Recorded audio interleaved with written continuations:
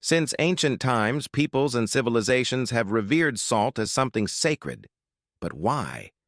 What was it about this simple crystal that made it a symbol of incorruptibility, of covenant, and even of eternal life? Rudolf Steiner invites us to look beyond the kitchen and daily customs, and to recognize that salt is not just a seasoning, but a cosmic force, a substance that works within the body, shapes the soul, and even reflects back onto the human spirit. In this video, we dive into the mystery of salt and discover how it reveals the struggle between form and life. And before we begin this journey, remember, you can support this work by becoming a member of the channel and also by visiting our shop with clothing and accessories related to spirituality. You can find the details in the video description. Salt is one of the most modest substances in our daily lives, and yet it carries a deep secret within it. Without salt, no life could exist. It is in the blood, in our cells. It permeates metabolism and gives the body support and structure.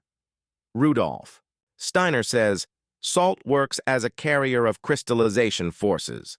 GA 312, 1920. With these words, he points out that salt is not just a chemical compound, but a cosmic force at work within the human being. Salt shapes, it condenses, it preserves. In moderation, it gives the organism strength and clarity, just as it strengthens form in nature. But in excess, this same force leads to rigidity, to a hardening that burdens not only the body, but also affects the soul. What sustains life can also suffocate it if balance is lost. Think of foods that seem bland and lifeless without salt. A grain of salt lifts the flavor, brings out what is hidden, makes the whole dish come alive. Yet too much salt makes it inedible, destroys the balance. It is the same in the organism. Salt provides support, but when it accumulates, it hardens, stealing flexibility and vitality.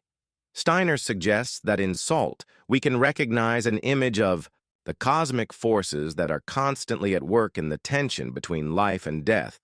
On one side, the preserving, shaping power.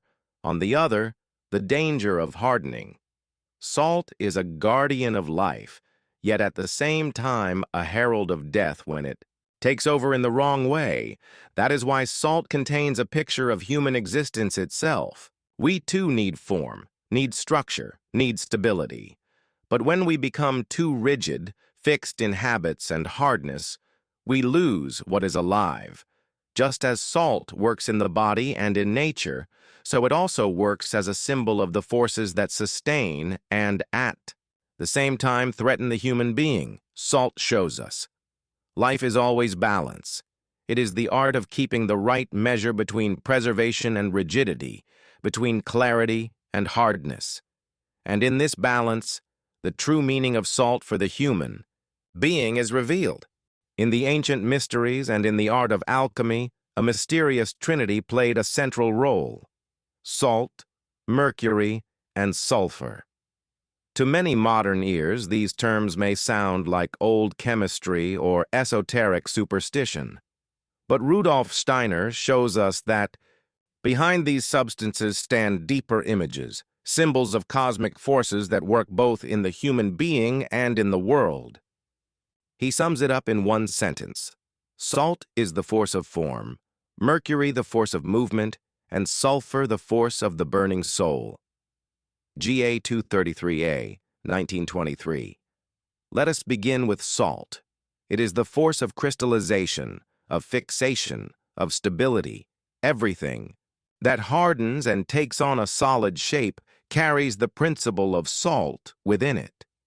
In the human being, it is the force that gives us form, that preserves what is transient for a time, that pours life into structures. Without salt, there would be no stability, no foundation, no supporting framework. Opposite to this stands Mercury, not as a planet, but as an image for the streams of movement. It is the flowing, connecting force. In the body, it appears in circulation, in the blood, in the currents that keep everything in motion. In the soul, Mercury is the principle of exchange, of communication, of the living mediation between opposites.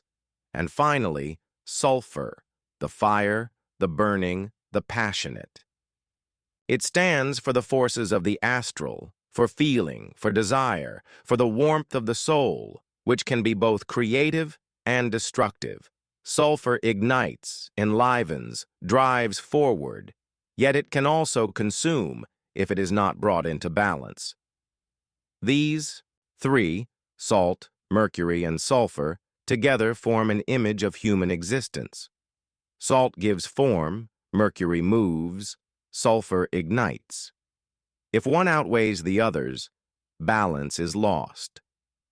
Too much salt makes rigid, too much mercury dissolves into formlessness, too much sulfur burns and destroys. Only in their interplay does a harmony appear, one that sustains life. The alchemists spoke in riddles and symbols because they knew these forces are not merely chemical substances, but images of cosmic realities. Steiner takes up this language and shows us that in salt, mercury, and sulfur, we can recognize not only materials, but spiritual forces at work within us, forces of form, of movement, and of inner fire. Salt is not only a substance that seasons our food, it is a force that works deeply within human life. Rudolf Steiner explains that salt in the organism is closely connected with metabolism and with the skeletal system. It gives us form. It hardens. What is soft? It makes what is flexible strong enough to carry. Without salt, there would be no support, no structure, no solid framework for our existence. Yet this same force that supports us also carries a danger. For salt can not only preserve, it can also cause rigidity. Steiner says, salt preserves, but it also hinders life when it gathers in excess. Ga 314, 1921. Whoever observes the human being sees not only flesh and blood, but a structure that constantly swings between building up and breaking down.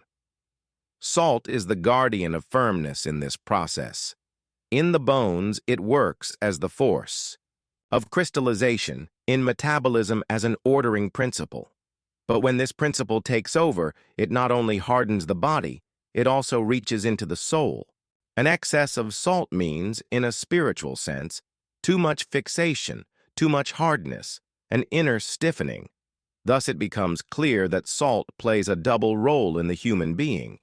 It is the bearer of form, the preserver of what exists, and at the same time, the power that can inhibit life if it is not kept in balance. The spiritual must always work into this hardness, must dissolve what has become rigid, must warm through and penetrate what threatens to crystallize. In this tension between form and life, between preservation and rigidity, the true secret of salt is revealed. It is a mirror of the human being itself. We too need shape and support, yet if we become too fixed, we lose the flexibility of the soul. Salt reminds us that we must always seek balance anew between body and spirit, between permanence and change.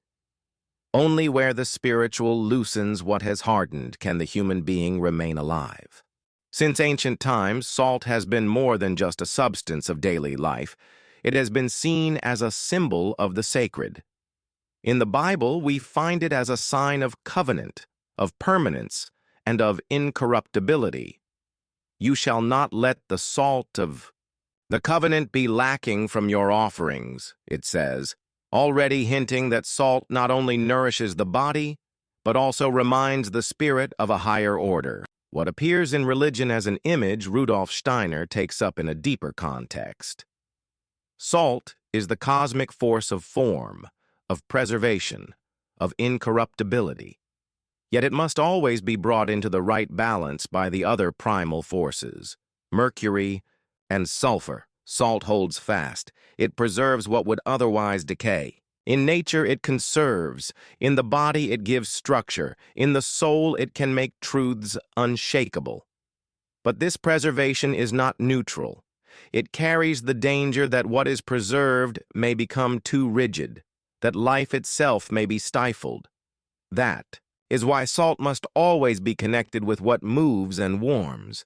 Mercury brings the streams of movement, dissolving what becomes too hard. Sulfur gives the power of fire, of enthusiasm, of soul. Without these two, salt becomes a prison, protecting against decay, yet also binding the life force. In this interplay, we recognize spiritual balance. Salt is the image of form, Mercury of movement, sulfur of the soul. Only when these three forces act in harmony does life remain healthy. The ancient alchemists expressed this in riddles, but Steiner reveals to us the spiritual background. This helps us understand why salt appears in the sacred scriptures as a sign of incorruptibility and covenant. It is the power that preserves, that cannot be bribed or altered, that remains faithful to form and shape. Yet its true secret lies in this, that such faithfulness must not turn into rigidity, but must be continually permeated by movement and fire. Salt reminds us that permanence and stability are sacred, but only when they unite with life and warmth. In this union lies its deeper spiritual meaning. The true secret of salt is not limited to the physical. Rudolf Steiner draws our attention to the fact that what we see working in the organism, the crystallizing, hardening force of salt, can also be active in the soul. Just as salt shapes and hardens the blood, the bones, and the metabolism, so too can it, in a symbolic sense, penetrate the life of the soul. An excess of salt means spiritually too much firmness, too much rigidity, too much immobility. And here begins the danger of inner aging. When the soul locks itself into fixed forms, when it clings only to habits, when it becomes rigid in dogmas, then it begins to turn salty. It loses its vitality, its openness, its ability to ignite anew. True aging, Steiner says, does not begin first in the body. It begins in the soul, when it allows itself to harden, when it no longer has the strength to change, when it gives up its elasticity. We all know people who are young in years, but seem as though life has already passed them by. And we also meet elders who shine, who radiate a youthful freshness, who remain open to what is new. The difference lies in whether the soul is willing to move, whether it stays inwardly open, whether it is able to receive life again and again in new colors. The danger of hardening is subtle. It creeps in when we believe we already know everything, when we see the world only through fixed judgments, when we lose the ability to wonder. Salt, which preserves, then becomes a power that holds us captive. The human being stiffens inwardly, just as the body crystallizes. That is why Steiner calls us to keep our inner life flexible, thinking that stays alive, feeling that remains open to joy and to pain, willing that is ready to take new paths. In this way, the spiritual works into what has hardened, dissolves it, and makes it open again. The true enemy of youth is not time. It is inner rigidity. Whoever overcomes it discovers within themselves a source that flows ever anew, a source no calendar can erase, the source of an imperishable spiritual youth. At the end of this journey, after all the images we have unfolded, one insight remains, at once simple and profound. Salt is more than a substance, more than a seasoning or a means of preservation. It is a spiritual symbol, a force that shows us how life itself is stretched between two poles, between form and decay, between preservation and rigidity, between clarity and captivity. Rudolf Steiner has shown us that salt carries a double nature. It is the guardian that preserves what would otherwise fall apart, that pours life into firm form and gives the organism stability, But this same force, when it becomes too strong, can turn into danger. Salt can hinder life, make it rigid, become a power of death if it is not held in balance. Thus we see that salt is a key to understanding the human being. In the body, it works by giving us form and structure. In the soul, it appears when we harden in habits and dogmas. And in the spirit, it shows us the task of dissolving rigidity again and again to make space for vitality and growth. Salt, then, is not only an element of nature, but an image of our destiny. It supports, it protects, it binds, and it challenges us to find the right measure. The secret of salt is a living secret. It calls us not to remain in rigidity, but to seek movement. Not to cling to mere form, but to open to the spiritual, which always creates anew. Whoever understands salt in this way realizes that the true task of the human being is to keep balance between body, soul, and spirit. If these thoughts have touched you, if you feel that within this ancient symbol lies a doorway to deeper knowledge, then I invite you, subscribe to this channel and join us on the search for the hidden mysteries of life.